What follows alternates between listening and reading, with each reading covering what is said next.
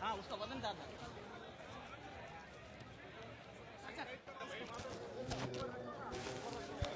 हमारा को ऊपर स्टॉक पता दोनों पिछले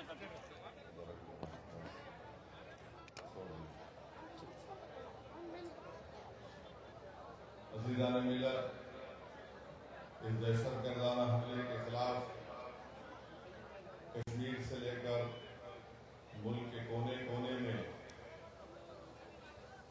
हर शख्स ने अपने तरीके से उसकी मजम्मत की और अपने तरीके से इज़हार ताज़ियत भी पेश किया। कश्मीर की जामा मस्जिद में मीर वारिस ने, हज़रत मौलाना मीर वारिस ने भी जुमे के खुतबे से पहले मस्जिद के अंदर उस दहशतगर्दाना हमले के खिलाफ इज़हार ताज़ियत को पेश किया।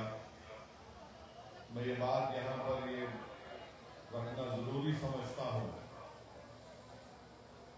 कि हम ये देख रहे हैं, बल्कि बरसों से देख रहे हैं कि पाकिस्तान से ट्रेंड याफ्ता दहशतगर्द हमारे वतन अजीज में आकर यहाँ पर दहशतगर्दी करते हैं और कई मासूम लोग अपनी जानें उस पर गंवा चुके हैं। पुलवामा हमने देखा, उरी हमने देखा, पठानकोट हमने देखा, पिछले साल जुलाई में वैष्णो देवी के करीब एक मुकाम पर 7 टूरिस्ट सैयाह को मार दिया गया। ये बड़ा ही अफसोसनाक वाकया है कि दहशतगर्द आकर खवातीन और बच्चों को अलग करते हैं, मर्द लोगों को अलग करते हैं, उनसे उनका मजहब पूछकर, और अगर वो मुसलमान नहीं है तो उनको गोली मार दिए। यहाँ पर उलमा इकराम तशरीफ फरमा है, वो मुझसे बेहतर और मुझसे मौसर तरीके से आपको समझा सकेंगे कि दीन इस्लाम में कितना बड़ा गुनाह है किसी को कत्ल करना, मगर इस तरह से हरकत करना और फिर गोली मारकर उनकी तस्वीर निकालना, सेल्फी निकालना,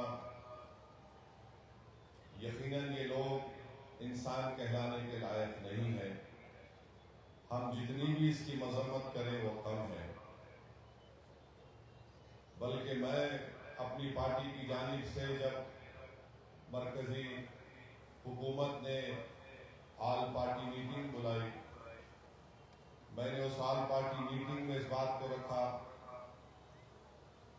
कि अक़वाम मुत्तहिदा के सिक्योरिटी काउंसिल का रेजोल्यूशन है जो 9/11 के बाद सिक्योरिटी काउंसिल ने उसको अपनाया था, जिसमें 4 निकात दिए गए। तमाम ममालिक से कहा गया कि दहशतगर्दों को पनाह नहीं देंगे, उनको पैसों से मदद नहीं करेंगे, उनकी ट्रेनिंग नहीं करेंगे।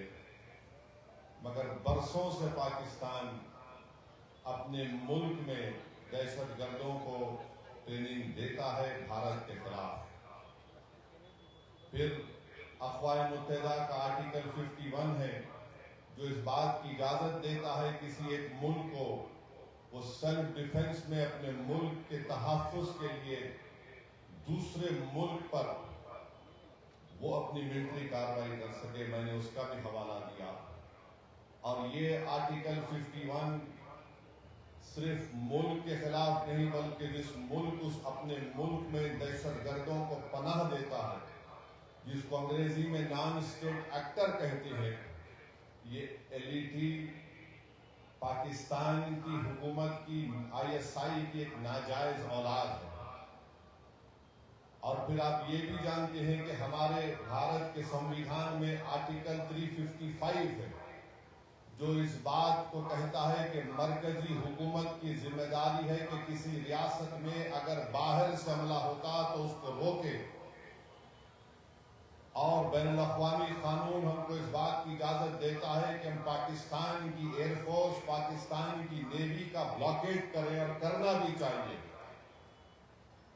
हमको इस बात की इजाजत देता है कि हम इंटरनेट का उनका उसको जैम करें, हैकिंग कराए हमारे एथिकल हैकर्स के साथ जो इस मुल्क में बड़े पैमाने पर हैं।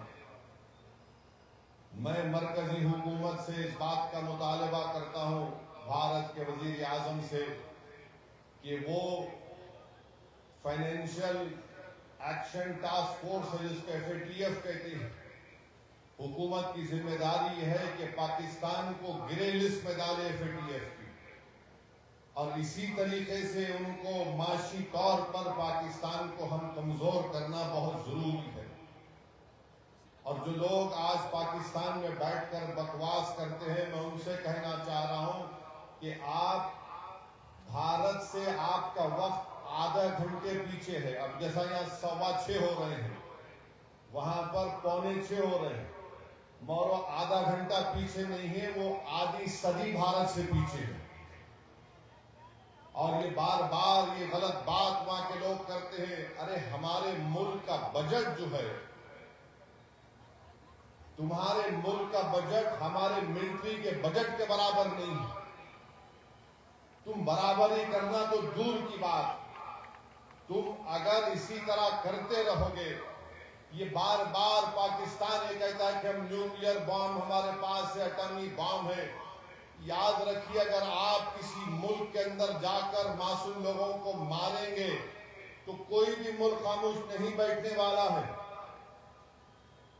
चाहे हुकूमत किसी की भी हो।